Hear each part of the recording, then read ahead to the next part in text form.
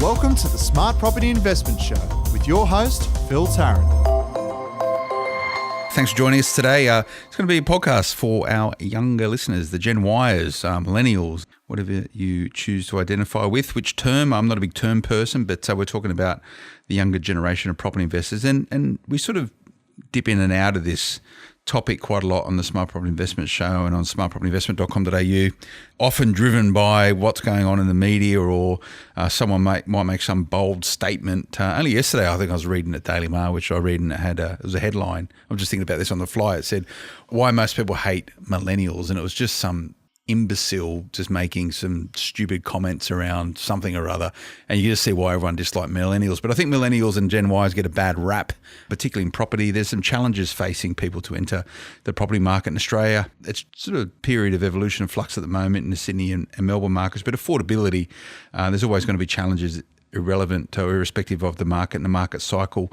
Generation Y's that want to get into the market, whether it's buying their own home or it's entering through investment property, are still going to have to do what everyone has to do, and that's save money. And I think that's probably one of the big problems that people struggle with. I'm not a Gen Y, I'm a Gen Xer. I'd like to think that I can put myself in other people's shoes, but I have someone in the studio today who's going to help me sort of navigate this Gen Y discussion, Ayda Shabanz, and I hope I got that right. Ayda, how are you going? Good, thanks. So you're Gen Y? Yes. Do you work hard? I work hard. Do you save money? I definitely save money. So why do Gen Ys get such a bad rap when it comes to property? Is it normally because they're complaining about not being able to get into the market? Because my view is I've met a lot of Gen Ys who are very, very good investors who do it well. So it can be done, right? I think with the day and age that we have now and social media and everything being accessible, I think that Gen Ys are on this social platform. So you're gonna hear about their complaints. Whereas before any of this existed, you probably didn't know that people had a problem with anything unless the paper printed it. You know what I mean? So I think Gen Ys really into their social and kind of voicing their opinions. So that's why we're hearing a lot about it. It's not necessarily that all Gen Ys think the same. I think that the people that are complaining are the ones that have just obviously got the time to get on the social and say their piece. Freedom of choice. So they're the people who aren't working. They're just sitting around on the couch complaining. I think that they're all working. I think that what some of the statements that they are saying as a Gen Y, it is fair, But I think that we're just getting a bad rap because people are seeing it as a complaint. So there's no one actually coming forward and actually raising the concerns in a more logical manner, just rather than saying, oh, it's too hard. Yeah. I think every generation has always had its challenges entering the property market. As a Generation Xer, it's just as difficult to get into the marketplace, right? The same fundamentals are there. It's you've got to save a deposit so you can and earn money to show a bank that you're good with debt and then buy something, right? So it hasn't really changed that much over time. Just a lot more vocal now, and I think everyone's, and to your point, has a platform to actually maybe be part of that debate and part of that discussion. And look, affordability is tight. If you want to buy property in Sydney and Melbourne, well, the average price is like upwards of $900,000, right? So it's a big chunk of cash. Correct. But rather than sort of bog down into why property might be unaffordable and difficult to attain as a Gen Y, you see the world completely the other way, don't you? It is possible. You can do it. How do you go about doing it then? So I think that the first steps to entering the market, it doesn't matter who you are, but as a Gen Y, is just kind of looking at where you're at and taking accountability and responsibility for where you are. So that's step one. And I would say I think a lot of people are struggling with affordability because they have other bad debts. So, we're faced in a society now where you can see within seconds you're bombarded with constant advertising. So people are just buying a lot of things they don't necessarily need, and it's so easy to buy things. So I think taking responsibility for possibly wasting your money is the first step, and then really working out what your goals are. So if your goal is to enter the property market, then actually sitting down and going, all right, well, how is that possible? And what do I need to cut out? And, it's not about giving up your lifestyle. And I know there was some media around, give up your avocado on toast and your coffees and things like that. It's not about that. It's actually looking at the big bigger things that you're wasting money on. And I can say Gen Ys, I spend a lot of time, I'm very in touch with the generations now, and I speak to them. And one of the biggest things is like, you know, they're buying things like designer items. I mean, I can't believe some of these items that I speak to girls that they're buying, you know, a Chanel handbag, $3,000 to $5,000. You know, the suits that guys wear to work these days, all these type of things. I mean, is it really a priority? Do you definitely need these items? So looking at your budget, working out what are the things that actually help you feel good for a long time, not a quick buy. What do you actually need? Breaking that down so that you can still enjoy your life, and then working out how much you can save. So that would be the first step, is just taking responsibility on the fact that you do waste money, and where do you not need to waste that money. So you're pretty dialed in with Gen Y because as well as being a property investor, and I'll have a look at your portfolio a little bit later on, but you actually sort of work in the property space trying to educate Generation Ys on how they can go through this process to enter the property market. It's a big focus of your career, I guess, now, isn't it? Yes, definitely. I mean, so many people aren't doing it, or so many people are getting the information from the wrong people. And I'm just trying really hard now. And I spend a lot of my own time trying to just give out free content to help people make sure they make the best decisions. Yeah. And people buying the wrong stuff, right? Yeah. Like most people go, well, yeah, of course. Why is it then that, do you feel as though Generation Ys, and I'm looking from my observation of being in my 40s, early 40s, but are they not getting the financial education at the right point in their life, or they've never? The debate goes that Generation Ys have never been in a situation where we've had a negative economy or an economy going backwards, or, you know, they've always had it good, and therefore it's shaped their perception towards their needs and wants and just buying stuff they don't need. Like, where's that disconnect live? Okay, so there's two different things there. So the first one around buying the wrong thing, I actually think that we're just bombarded with, we've got Google, we've got all this information, and people are really struggling to work out what's true and not. And then what happens is they don't do anything. And then one day they're walking down the street and then they get an emotional trigger and end up buying something for an emotional reason. So I'm finding people are buying things emotionally, like in terms of an asset. I've had clients come to me that haven't purchased the property through me, and I said, man, like, you just need to get out of that property. And I said, how did you even come across this? And the girl said to me, oh, they had the best marketing. You should have seen when you went into the display. It was unbelievable. And I said, well, but if you just look at the facts, it's like a 50 square meter 2-bedroom. And you're paying $150,000 above market for something. So I think the emotional, we are pulled into the more of the emotional triggers. That's an emotional trigger. So you're saying this person you're talking about, that they just went, oh yeah, I want it, so I got it. They were sold on the marketing, like the visual of the. So this is the point I'm trying to get to. So who's responsible for making sure that people don't make silly decisions like that? Nobody is actually responsible except the person that makes the decision. So how do you get, this is your first point, how do you actually get people to take responsibility for this stuff? Isn't it education? I think people need to start looking at experts to go to. And, you know, you go to an accountant when you're getting ready for tax time if you want to get the most amount of tax. You go see a personal trainer when you want to get the best results in a certain amount of time. But when you're going to buy a property, still to this day, and I've been doing this for 16 years, people don't actually go and ask an expert. They don't look for someone that is an expert that's been doing it for more than 2 years, that has actual qualifications to go, you know what, no one can tell you this is the right property, but they can definitely give you research and they can give you data based on your situation, whether, you know, the information, rather than you just trying to figure it all out yourself. I just don't understand why people don't get an expert. It's really strange, and this is what I sometimes struggle to get my head around, this discussion around Generation Y, and irrespective of Generation Y or any other generation, doesn't matter, but they're making bad decisions because they were not informed. We live in an environment today where there is so much information available around property, like falling for a glossy sales brochure and buying an apartment somewhere, $150,000. That's not a good decision, but there is no excuse for people not to find information like this podcast or hundreds of other podcasts out there which talk about these things every day. It's immediate, it's there, and the culture of people today, particularly Gen Ys, is to take their information, their guidance, their advice from people they read on the internet or a blogger or whoever. So it doesn't gel for me, this whole discussion. Heaps of information out there, but it's kind of information overload, if you understand what I mean. Like you could read. So there's too much information. Too much information, but what I'm saying is rather than just reading, actually look up like experts, people that are experts in their field, then asking them the right questions. I mean, I did an article which was how to actually pick the right expert. I mean, there's accountants that specialize in this and this. Don't just go to an accountant for one reason. He might not be an expert in super funds. You might go to a real estate agent. They're good at selling your property, but they're not going to necessarily help you find the right property because they're working for the vendor.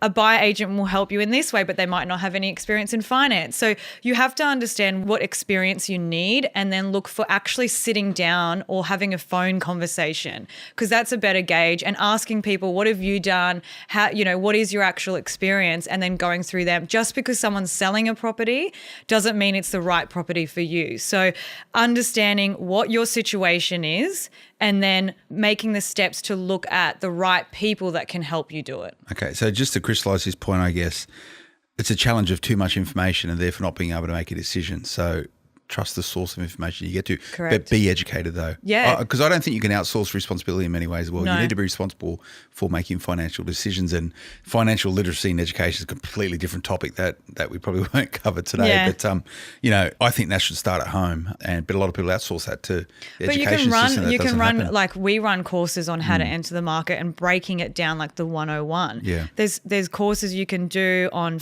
there's all different courses. You don't get taught any of this at school, and the reason the generation is so different. So when my parents were growing up, you just got taught to save everything and then buy the house and live in that house for 30 years.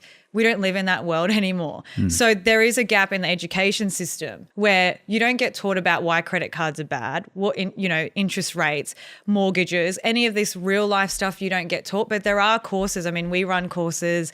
I teach people, there is the right information out there. Okay, so if you want to be a property investor and you're a Gen Y, but it doesn't really matter in this point, get educated. Correct. Understand good debt, understand bad debt, Yes. understand what debt is, how to minimize debt, how to spend more effectively, needs and wants, all this. Okay, cool. So Generation Y's, to my earlier point, I meet a lot of them who are exceptional property investors, but they're often they're exception to the norm rather than the norm. So how do we get more Generation Y's investing in property earlier and making sound financial decisions? What's the secret? I think it's about understanding that you don't need to change your lifestyle to be able to do it. So the most common thing people do is they'll decide to travel rather than save. Okay. So the money that they're spending going and traveling, which is significant money, and I've seen people get personal loans to do this, that's a deposit for a property. So Europe's not going anywhere. Nowhere in the world is going anywhere. There's still time to travel and enjoy life,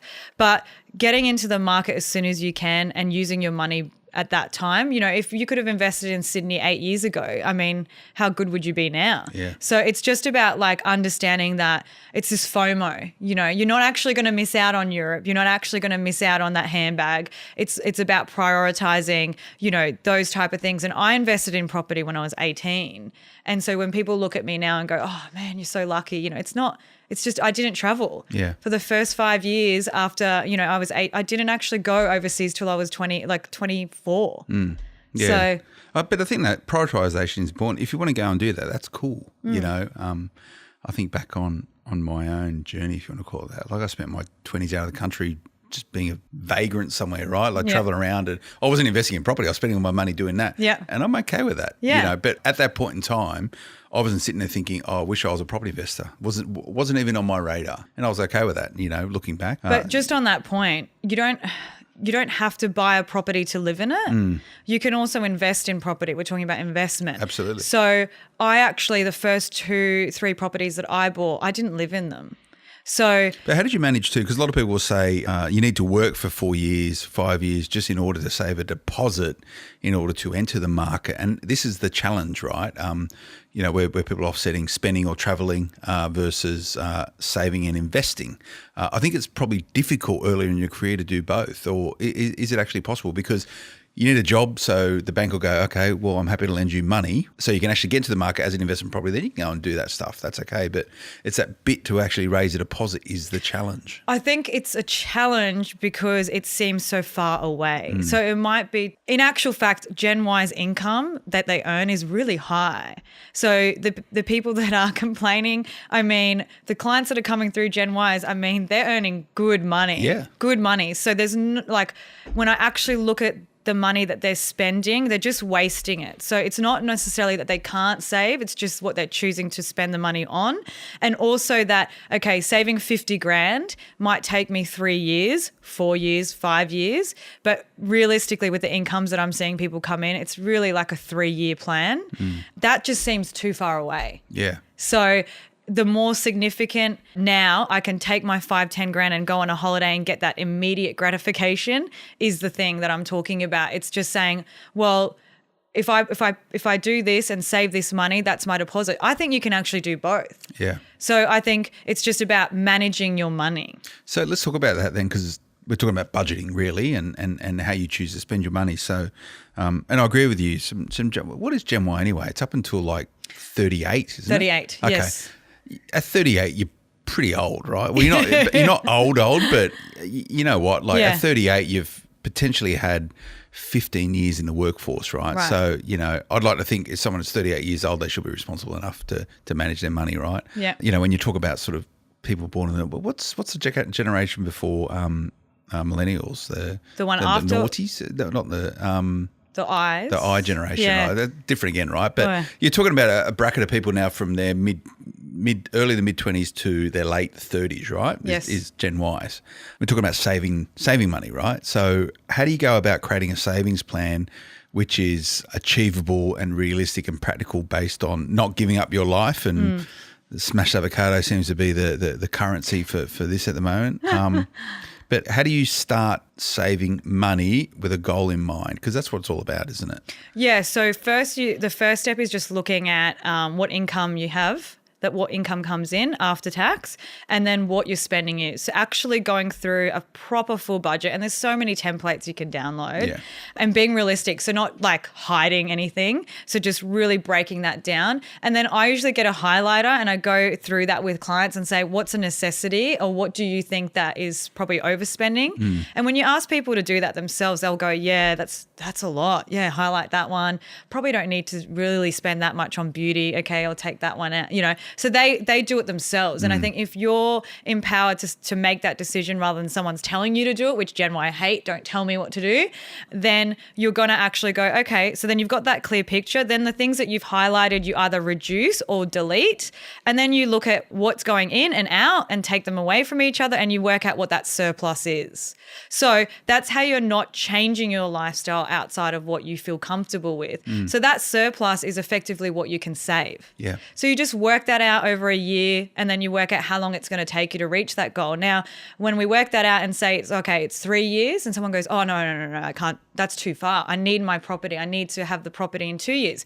Cool. Let's work out what then you need to give up. So it's just going through that exercise, and you can do that yourself. Yeah. But generally I find Gen Ys love to be held accountable, but not told what to do. So you can actually work with people. I work with my clients and work that out. That's how you can save. So it's about not just saying, oh shit, I've got to just take this money out and now I'm poor and I can't come out, guys. I'm not coming out this weekend because I'm saving for a property. Yeah. No, it's not how. Yeah. Yeah. Yep. And what I think a lot of even Generation X's and baby boomers don't really appreciate yet is that the way in which we communicate now, iPhones and all this sort of stuff, has made life a lot easier. One of the byproducts of that is that people are over-informed. There's too much information, too much noise, and we've spoken about that. But also the way in which the banking systems are evolving. And look, I tap stuff for I grabbed a coffee 10 minutes ago, and I said to the guy, look, do you mind if I can create an account with you that I can pay with cash every single week, right? 'Cause I go down there and I go, tap $3 for coffee, $3 for coffee, $3 for coffee. And I was thinking about it because I'm sort of in the middle of getting finance. And a piece I read the other day that Uber Eats, for example, like people who get Uber Eats, which seems to be quite popular these days. It's a hit on their debit card or their credit card every single time. Yep. That adds up in money and it sort of hurts the saving side of things, but it also it's detrimental to your ability to secure finance. Correct. When a lender looks at your things and says, "Oh, hang on a second, you get Uber Eats 5 nights of the week," and you go, "No, I don't." And they go, "Well, we've got a strip of your bank feed here, and it says you do. You can't afford a house, and this is right. this is the big challenge." So that the scenario and that process that you spoke about in terms of printing out every single expense, you got to cut that stuff down because. I'm conscious about always getting, Phil, you buy 3 coffees a day at this place here. It's I'm like, oh yeah, I do. So, that's why I want to shift to cash. But it's a really, really important thing. But if you go through that process, it adds up a lot. You see how much money you are wasting or you could put to it. Yeah. Like I want to Uber Eats sometimes. And look, I'm still human. And I actually was like, Jesus, I just paid an extra $5. And I could have just walked across the street, so it's also that convenience factor, like when you think about how much you pay for convenience. But exactly on your point with the finance side of things, banks are actually looking at your spending. So all the banks now will ask you for a budget, your own one, supply what you spend. Then they'll compare it to your real actual expenses account. They look at it in detail. And I've had people really good incomes, great on paper, but the banks go, well, how come they're doing this Afterpay? Why would they need Afterpay? Can't they afford their lifestyle? Afterpay is like one of the biggest issues. I think they got hammered recently anyway, Afterpay on these new requirements coming through. But if you Afterpay, the bank goes, why do you need to Afterpay for? And so you're committed to debt, and that's how you actually process your ability to secure stuff, is that you want it now and you pay it off in installments over time, which is huge interest if you don't hit your payments. They look at that stuff, and when you say to a bank, oh, no, once I get a home loan, I'll change, they go, that's not the way it works. You have to show me that you can actually live this way before we're even going to consider giving you finance. Yes. And that's the point. I think for a lot of people, it's a light bulb moment when they hear that. And if you take one thing away from this podcast, if you want to invest in property, start doing this now. Pretend that you have a mortgage and start operating as though you do, because you need to prove to a bank that you can do it, otherwise you'll never get a loan. And especially if you want to live in a property, not invest, like live in the actual home. If you're paying rent now, the difference between the rent and what a mortgage would cost you should be at least still saving that. So living like you're paying the mortgage for at least 6 to 12 months, if that's easy, then you should do it. So what is the trigger point then? Let's have a quick chat about that, where someone goes, I want to buy an investment property, but I can't because I've made all these excuses why I can't, i.e. I need to go out Saturday night, I've got to go traveling or whatever.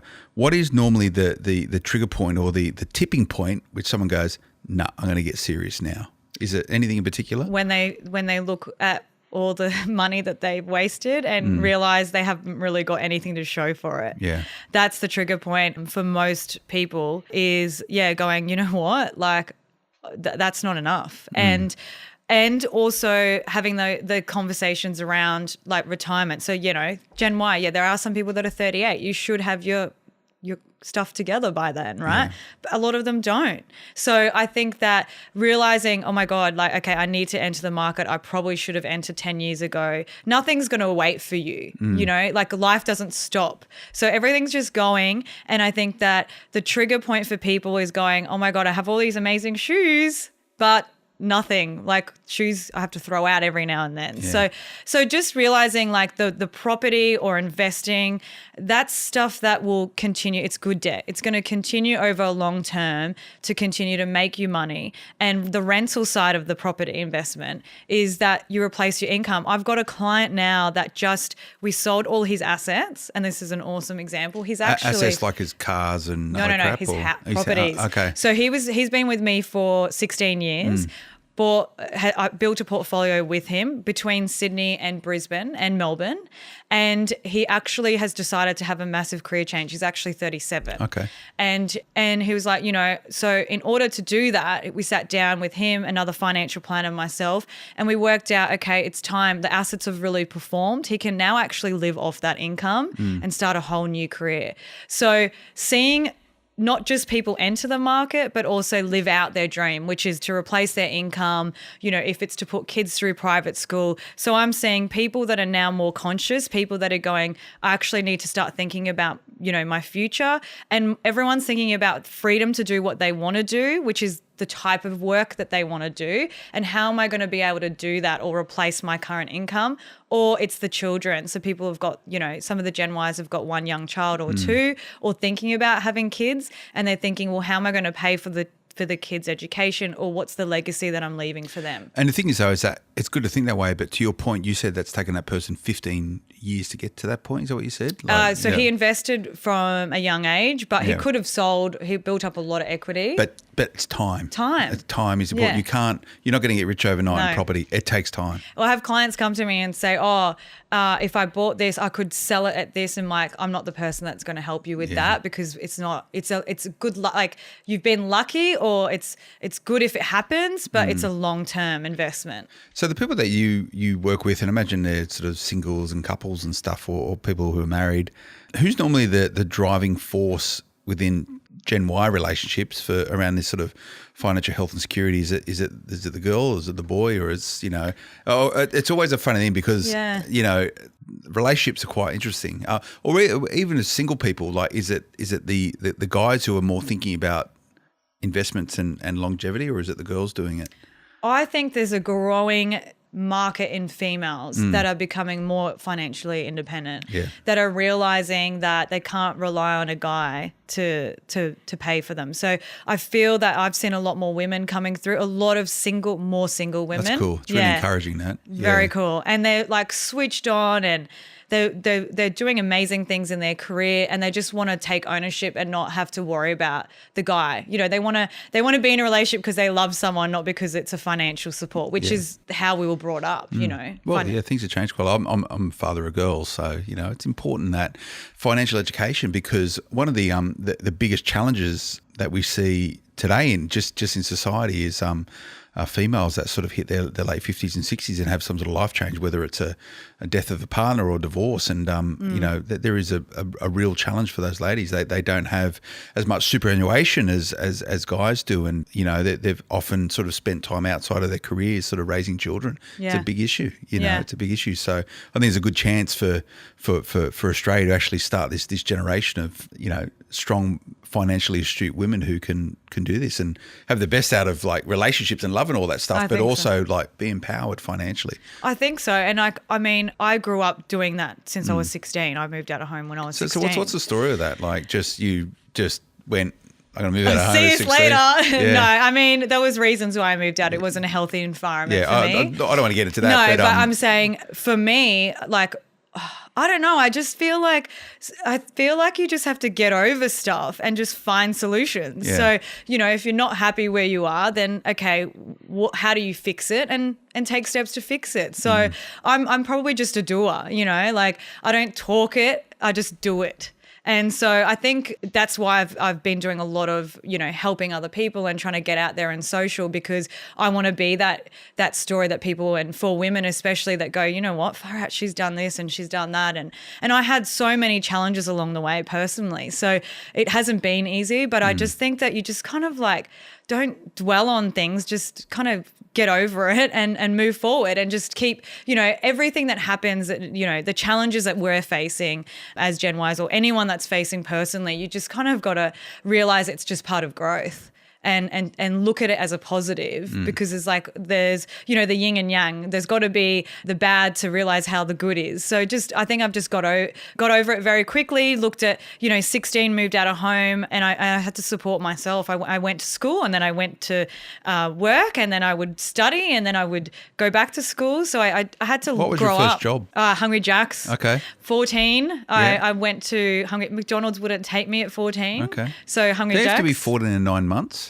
Oh, well, I think it was 14. I just remember there was probably a few months I had to wait for McDonald's. Yeah. And then, so I went into McDonald's, Hungry Jack's. And then from there, I managed Subway stores for owners that had multiple stores. Okay. So I got Were you a sandwich artist, were you? Or were you a manager? I was actually the manager. Oh, okay. Yeah. What's your favourite Subway sandwich?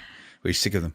I would make these crazy things. Like I would make the pizza one with bacon and chicken. Like I would meat it up. See, I reckon I worked at Pizza Hut for 4 years, and I reckon I invented that sort of crust, which is between half thin and half thin, where you bring it out of the proofer a little bit early. And I'm going to claim that, but I'm sure they're going to say no. But so what other sort of jobs have you done through this journey? Yeah, so I did a lot of hospitality. I actually thought that I was going to be like a hotel manager, and then like the people that owned the businesses at the time sat me down and had some good hard words to me about career. I went straight into finance, and like I'd studied marketing and business and just really loved property, and I just thought, okay, well, finance, and started off working in finance and comm only. Like I never really cared about having security in the sense of money, because I knew if I worked hard, the money would come. So for me, working in industries where I was in control of the effort and the outcome, that's what really made me want to do it, even though I was living at a home. So I didn't really care about, like, I knew I would just work and make it happen. No, there's nothing wrong with that attitude. It's good. So what's your personal portfolio look like? You still investing? Yeah. So at the moment now I'm doing probably more high risk investment, which is developing. But I think when you've got a really good portfolio of your base properties and you look at reducing the debt, I think one of the biggest things that people aren't doing is they're acquiring assets like properties, but they're just not even paying them off. So I think get your really good base of investments and then look at how you're going to actually pay off that debt. And that's where you are in your cycle. Yeah. And so now I'm doing probably more high risk investments, which is say over an 18-month period, like a property development, where then you're selling the asset, you're getting a significant amount of money at the end, either rolling it into another investment or paying down debt. So what's your base portfolio look like? Have you just got sort of houses in I've got houses, big houses in a city. My portfolio is in a city based. So personally, I like to stay within that 10K radius of a city. Yep. Yeah. Okay. Cool. And what sort of cities are you investing in? Sydney? Brisbane, Sydney, Melbourne. Okay. Yeah. All right. Not bad places to be. So. No. And you're worried about this property downturn, or you're not too concerned about it? Look, I was investing heavily in Sydney in the downturn in 2008 when people actually thought it would never recover. And I remember clients selling property, like a 5-bedroom house in Paddington for stupid prices, but we invested a lot, and myself, for clients around that time. So I think that it presents an opportunity, but you just have to be careful not to buy when it's starting to still drop. So you want to kind of maybe in a few years is probably where I would think in terms of Sydney. But I think as an investor, you have to be open-minded in terms of where you're investing, because Sydney, Brisbane and Melbourne are kind of on different cycles. Yeah.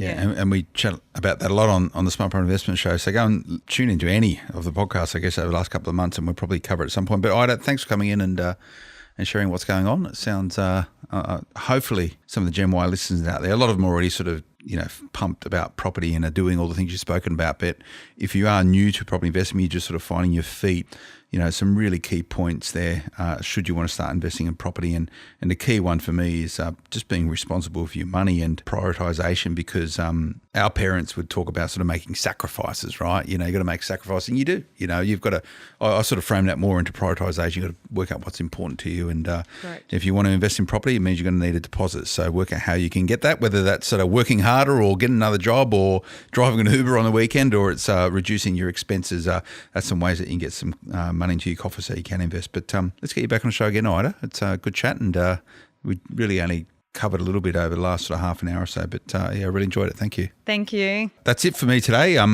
If you just found us, make sure we've been doing this for a couple of years now, Smart Property Investment Show. There's plenty of podcasts about pretty much anything you've ever thought about property, whether it's property experts talking about how they see the world, but we also like to share people's journeys as property investors. And if you've been tuning in to this for a long time and thought that at some point in time you drop us a note and look to get on the show, please do.